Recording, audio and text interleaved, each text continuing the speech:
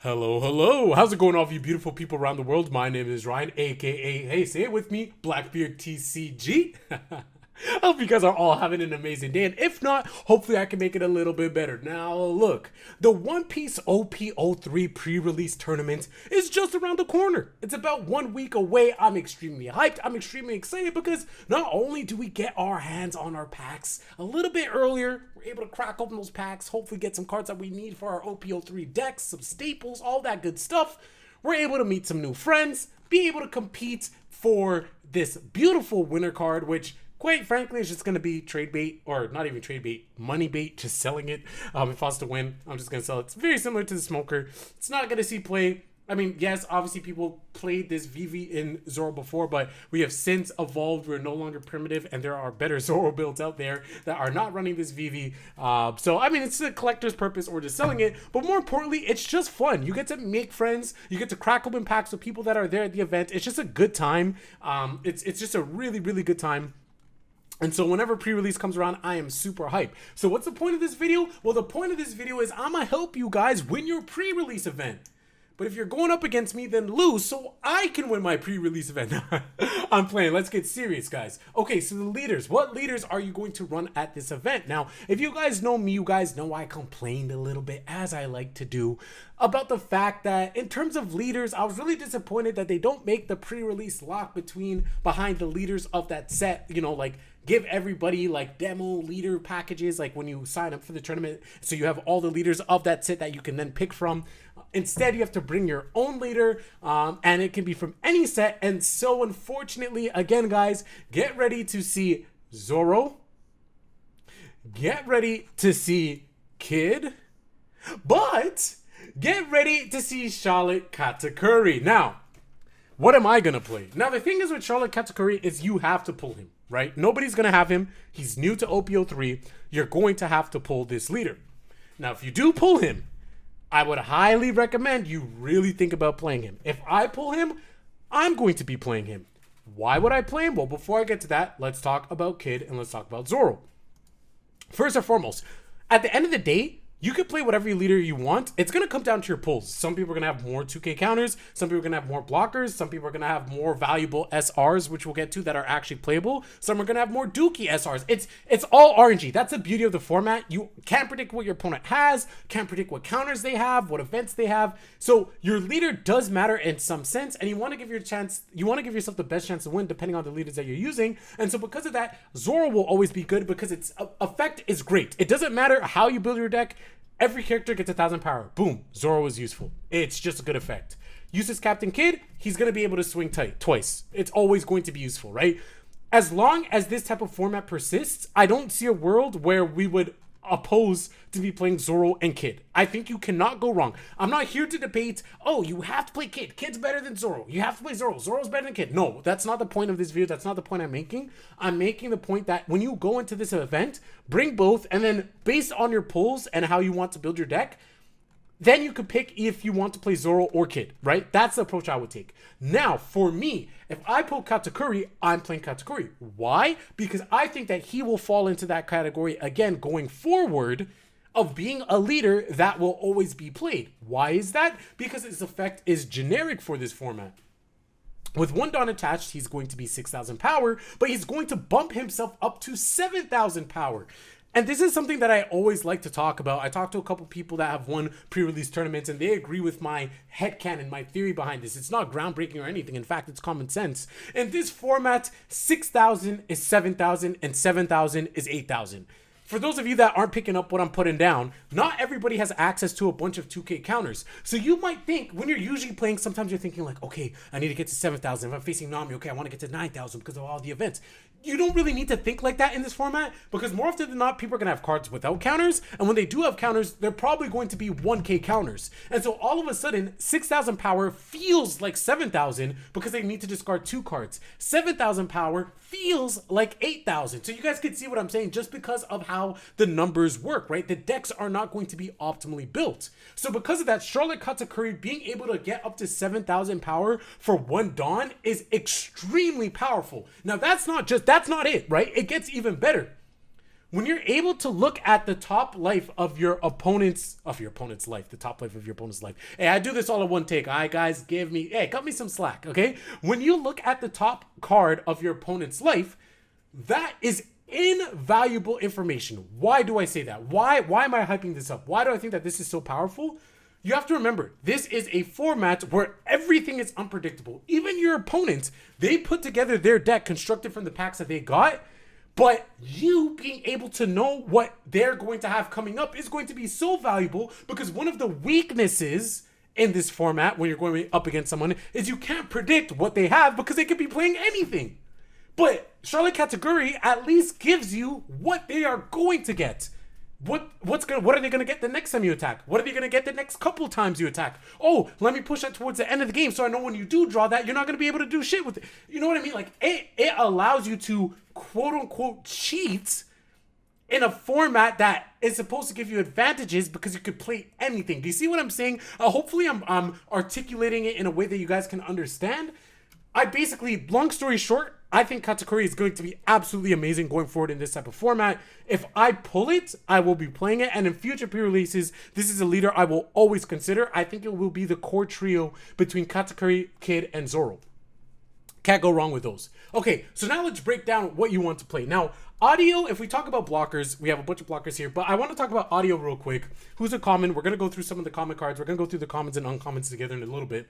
But with audio, the reason why I like... wow, voice crack. What the hell? Hold on, let me get my voice deep for real. All right, the reason why you want to play audio, if you do pull him, and again, depending on leader, I think that he's really nice to be able to slot into Zoro, because with Zoro, he's going to be 6,000 power. When he attacks, you're going to attach one Dawn to utilize his ability. When needed, he's going to be 7,000. Again, I'm not going to harp on it. I talked about the 6,000, 7,000, 8,000 thing. So him being 7,000 is going to be really nice, but he's going to make it so your opponent cannot activate blockers for this battle that have 2,000 power or less. So let's go ahead and look at the blockers that we're going to want to play. First and foremost, Round Boy, 3,000 power. He exceeds that, right? One of the reasons why you want to play, but more importantly, this is just point blank period one of the best cards in black. I don't think anybody's going to debate this. It's just an amazing blocker. If you pull this, you want to play it, but it also circumvents audio's effect as well. That's a blocker that you want to play. But again, we talk about wanting to play blockers because blockers can save your life. You're going up against Useless Captain Kid, blockers can and will save your life, right? So you want to play as many blockers as you can. But when you have audio, this blocker doesn't work. This blocker doesn't work. This blocker doesn't work. This one works. This one doesn't work. This one doesn't work. This one doesn't work. Bluno, I don't think people are going to run. I could see a world where people do, but I mean, they could, right? So it's something to consider. Charlie will work, but then this one doesn't work either. So a majority of the blockers, audio can just dodge them. Now, of course, you could say, but Ryan, that's just one character. Like, yes, that is true. It is just one character. But sometimes if you just need that last push, that last attack, what if your opponent has blockers? And all you need is just that last hit, and you have your audio. You won because you had your audio. Say you have your audio, you have your Useless Captain Kid, that's threat. That's threat. Now you have a double attack from Kid, and you have your audio that can circumvent a blocker. Like, I think he's going to be really good. Now, is it the best card to have in your deck? No, but what I'm saying is this card has value, so if you pull it, do not feel bad, all right? That's all I'm saying. Outside of that, same thing goes forward with other pre-releases. You want to have your blockers. 2K counters, we talked about it. They're very limited. You want to play as many 2K counters as you can get. Most of your counters are going to be 1K counter, but not all 2K counters are made equal. And why is that? Because our boy Virgo exists. First and foremost, take a look at that lineup. All right, well, the Sideburns, I'm not rocking with, but that Chris lineup, I mean, hey, man, he's on point there. The stat line, 5K, 5 cost. It's looking kind of mid, right? Even with the Zoro boost for 5 Dawn, it's not too great. But then you read its ability and you're like, oh, hold on. Well, with 1 Dawn attached, this character cannot be killed by battle, which means with 1 Dawn attached, I'm probably going to swing with it. So it's 6,000. With Zoro, it becomes 7,000, which is that number I talked about, which is really good in this format. I mean, it's good in regular formats, but I'm not going to harp on it. Okay, now Virgo's good and it can't be destroyed by battle, KO'd by battle. Well, that means that it can only be hit by things like 3,000 worlds or things that can bounce it back to its hand. So it's almost a pseudo leader. You're telling me I can just swing at my opponent every single turn with this because they can't retaliate against it? I can just swing every single turn with my leader. So I just have these 2 cards that are constantly poking and chipping away. I think Virgo is going to be a card that is actually worth playing. Now, are you always going to want to play? Oh my god. Damn, look at this card. Sorry, got sidetracked. I'm leaving that in the video. God damn, look at this card. No, I'm joking. Yeah, are you going to want to play Virgo every time? Maybe not. It's a 2K counter. We talked about how valuable it is. But if you are going to play Virgo, it's not going to be that bad of an idea, because I could see worlds where this could win you games if you play it on the offensive end. Again, I'm not saying it like by gospel, like, oh, you have to play it, it's only offensive card. No, all I'm saying is it has the utility to do so in addition to being a 2K counter, and you want to run 2K counters anyway. So now we got a bunch of commons, a bunch of uncommons. What do I want to talk about for you guys to play? Now, I'm not going to talk about vanillas. That's straightforward. That's standard. You guys all know that vanillas are very strong to play in this format. So let's talk about some of the other cards. We already talked about audio. Buggy obviously isn't a card, in my opinion, that you're really going to want to run. Obviously, we all know how amazing it is in Zoro. We know how amazing it is in Ace, in Constructed. But it's going to be a lot more difficult to optimize that in this type of format. So it's just not worth playing. Fiery Doll, in my opinion, is a card that could see play, again, if you want to play more of a event focused build, especially if you want to combo this as well with your Useless Captain Kid. I think that this will be a very, very powerful combination. I think a lot of people will be doing that. So that's something to consider if you pull multiple copies of this. I could definitely see you, if, like I said, if you follow my advice and bring your Zoro and bring your kid, I would like to see Fiery Doll played in max copies or as many copies as possible if I'm playing a Useless Captain Kid build, because 9K double swinging just for 2 Dawn, 5 Dawn to double swing, be able to do other stuff, very good. Crossfire, I'm not a fan of, because then you have to play Ace or you have to play Whitebeard, so not going to talk about that. Obviously, again, we talked about the vanillas, we talked about the blockers. In terms of events, I'm a big fan of Gavel. I think for a cost of 1 Dawn and 1 card from your hand to have a 4,000 counter, I think that's enough to potentially win you games, save you from losing, so that way you can win games. I think Gavel's definitely an event that you want to throw in. Outside of that, if we talk about more of some of the uncommon cards, because I'm going over commons and uncommons here, we talked about Ramboy. We talked about Virgo. In terms of the CP9 stuff, I suggest to stay away unless it is going to be the vanillas. Jabra, I think, is really good. Kumadori is going to be really good for you to play, regardless if you're playing Zoro or Kid or Katakuri. These are going to be great cards to play. Jerry will be nice to play as well if you're playing Zoro. Outside of that, any of the other CP9 cards, which we'll go through as we continue to go through all the cards, not a big fan. Air Door, don't play. Soap Sheep, don't play, right? Like, all of these cards, in my opinion, I wouldn't suggest. But again, the vanillas, I could definitely see you guys playing that. I think that would be absolutely no problem. Opera, in my opinion, is going to be a must play if you could pull this. Again, this is 4 cost, 6K body, 7K with Zoro. It's going to be very powerful. Last event I want to talk about is Sovereignty. I think that this card, or Sovereignty. Did I pronounce that right? Maybe I did. It's going to be really good. 2 Dawn, 5,000 power. It's going to be very, very powerful. Really, really good. Highly recommend it, especially again if we're talking about people running that Useless Captain Kid. They combo that with their Fiery Doll as well. That's going to be 9K. Well, you can go ahead and at least stop one of their attacks with your Sovereignty, and then they're going to have to attach 1 more Dawn if they want to continue to swing over once again to try to get through to you. So, or maybe they don't have to, but like maybe they might think about it when you leave 2 Dawn open, because you never know. So yeah, I think that this is a nice card to have. So that's the commons and uncommons. I really want to talk about the rares now. So this is where things get really juicy and fun. So in my opinion, Marco is a must play. If you pull Marco, he's great. We already talked about the 6,000, 7,000, 8,000.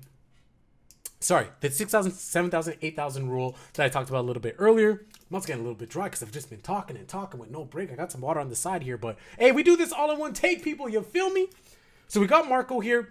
I like him because, yeah, sure, of course, we all know how annoying he is. The fact that he can reoccur, the recursion to bring him back if you discard an event, which, of course, depending on how you build, this could be something that's really annoying, really valuable for you. But more importantly, he's able to pop 3,000 power or less. And that's basically just going to be used to pop any vanillas that are 3,000 power if they are playing that. But more importantly, we talked about the blockers, right? It's going to just be able to pop every single blocker that your opponent is able to play, except for Bluno, which I don't think people will be playing. So you play that, that gets rid of literally every single blocker. So Marco, in my opinion, is going to be a card that you want to play. Martially Teach could see play, but not a big fan. The next card I really want to talk about is Mr. Dawneth Kriegeth, okay? This card is cracked. Not only do you get to KO 2 of your opponent's rested characters with the cost of 4 or less, and keep in mind, you can combo this if you have some of the black cards that can lower costs. I know I kind of said no to Soap Sheet, but again, it depends on your pulls, and of course, obviously, you have to have that synergy. Could pull it off, but maybe it might not work. Regardless, cost of 4 or less, you could pop that. But more importantly, with double attack with 1 Dawn attached, this boy is going to be taking lives, right? It's going to be 8,000, which is really strong. With Zoro, it's going to be 9,000, okay? Dawn Krieg, if you can pull this, you play it. You don't even think. You just play the Dawneth Kriegeth, okay? You play the Dawneth Kriegeth. Now, if you pull multiple copies of this, you're laughing straight to the bank. In fact, you're literally laughing straight to the bank. You're laughing to that Vivi. You definitely want to play Dawneth Kriegeth, okay? Outside of that, I'm actually a pretty big fan of Zeph. Now remember, his mill effect is not mandatory, right? You could choose. It says you may trash 2 cards on top of your deck. If this card deals damage to your opponent, you may trash 7 cards from top of your deck, right? You don't have to do it. You don't want to do it in this format. The value of him comes in him being 6,000 power, but then also on top of that, that fact that you can bounce a card that's 3 costs or less. You can go ahead and bounce a blocker. You can go ahead and bounce a 3 cost 5k body vanilla back to your opponent's hand, and now they can attack with you. Now they can't attack against you next turn. Not only is this card good on the offensive end, but because of that, it's good on the defensive end. And so if you do pull Zeph, I definitely think it's a card that you might want to consider playing. It's a card that I definitely will be playing. 3,000 Worlds, don't need to talk about this too much. If you guys play blue, you know that this is the best blue card in the entire format of what you want to play if you're playing blue. And then obviously going forward, this in conjunction with Red Rock are staples in blue for times to come. 5 costs or less to the bottom of the deck, essentially removing it from play for 4 Dawn. Definitely worth it. Can save you in a lot of situations. If you haven't played blue, then you have to play this card to realize how broken it is. And if it gets hit and trigger, it's also still good in given situations. Isho is going to be a card that's really interesting because Isho is going to allow you to get rid of 2 cards from your opponent's hand. And in my opinion, like discarding cards and like removing cards from your opponent's hand are really good. Or if you have to give up cards in your hand to use effects, kind of like Gavel, like which I talked about in like other effects, Dawn Krieg too. Like the benefit has to be really good because like I think cards in your hand mean even more in this format. Again, because it's so much more difficult to quote unquote bluff or have that mental fortitude, I guess to say, where when you're going up against somebody and you think that they have 2k counters, you know, like whenever you're going up against somebody, you're trying to calculate, okay, if they do have 2k counters, how can I make sure this attack goes through? Well, in this format where they don't have as many 2k counters, you don't really have to worry about that. And then now on top of that, you could trash 2 cards from their hand. Isho is going to be an absolute beast of a card. If you can pull Isho, Isho is definitely going to be a super rare that you want to run. And I know I kind of jumped ahead and started talking about the super rares, but this is rares and super rares together. Yeah, so if we start talking about some of the other cards like Rob Lucci, Bluno, for me, not that big of a fan. I don't think that these are cards that you really want to run, but once we get to yellow, these are going to be cards that are a lot more interesting. You're going to have your Charlotte Cracker. I think Charlotte Cracker is going to be great. Sorry, excuse me. Being able to have double attack on this, being able to boost it up, I think that you're going to be able to see a ton of play with Cracker here and have a lot of value. But then outside of that, we have to talk about Charlotte Linlin. If you're able to pull this and you are playing the Katakuri leader, then oh my god, you open the nuts. This is going to be amazing. If you can actually play this while playing Charlotte Katakuri, I mean, how do you lose your pre-release? You know what I mean? Unless your opponent also opened up some nuts. I think that this is going to be very, very, very strong if you have the Charlotte Katakuri leader. If you pull this without Charlotte Katakuri, I mean, it's still a really, really big body. I wouldn't be opposed to playing it, but you lose the whole ability. It's essentially a vanilla, right? But the dream is to have this plus Katakuri. Now, lastly, the secret rares. If you pull any of these, of course, these are nice. I mean, if you pull the manga, like you're amazing. But yeah, if you pull any of the secret rares, play them. Soul King's going to be really good for the same reason I said with Zeph, right? Being able to bounce a character. This one's going to be able to bounce a character with a cost 6 or less. So this is a very, very powerful as a stat line of 6,000, which is going to be really good. And this Charlotte Katakuri is going to be absolutely cracked. 9,000 power with Zoro, 8,000 with any other leader, but then also being to essentially able to bounce 1 card back to your opponent's life as well. Get some more board control while developing a large body is going to be very strong. If you guys have been place testing with Yellow and OP-03, or maybe even if you've been using the queen builds that I've been talking about in OP-04, you know how strong this card is. So that is my full breakdown. I know it's a long video. I put timestamps. I hope you guys click through the timestamps if you didn't watch through it all. If you did watch through it all, you kind of had it on in the background while you guys were like cleaning the house, cleaning the car, on your commute back from work or at the gym or whatever. I love you guys. Thank you so much for giving me that interaction, giving me that what's it called? You know, I forgot what it's called, the terminology on YouTube where the retention or whatever, the retention rate. Thank you so much for keeping that high for your boy. With that being said, I got a ton of content coming up on OP-03, so stay tuned for that. Hopefully this video got you guys hyped for pre-release. Hopefully you guys have a good idea for what cards you really want to put aside and put in your builds. Let me know how you guys do. Let me know in the comment section below. What cards are you excited to pull in your pre-release? Doesn't matter if you win or lose, right? At the end of the day, we're here to get some cards early. We're here to make some friends. What card are you excited to hopefully pull? Of course, obviously, I'm assuming you guys want to get manga. Don't give me the generic answer like, yeah, I want manga soaking like everybody does. But like, is there a certain card that you really want to pull? A certain alt art that you really want to pull? Let me know in the comment section below. Love you all. Peace.